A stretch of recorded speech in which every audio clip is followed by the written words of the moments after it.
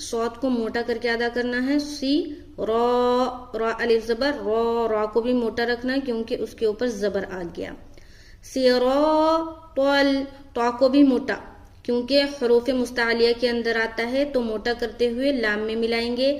صراطل طل لذین ری میں یا مدہ کر رہے ہیں یا ساکن اور اس سے پہلے زیر تو یہاں پر کھینچنا ہے. صراط الذین ذین ذال کو باریک رکھنی ہے سیٹی کی آواز نہیں آنی چاہیے. صراط الذین انعمت انعمت یہاں پر دیکھیں نون ساکن ہے اس کے بعد عین آ گیا تو یہاں پر اظہار کا قاعدہ ہوگا یعنی کہ نون کی آواز کو صرف اور صرف ظاہر کرنا ہے دیر نہیں لگانا. انعمت عین نکالیں گے عمت علیہم عین زبر ع لام یا زبر لی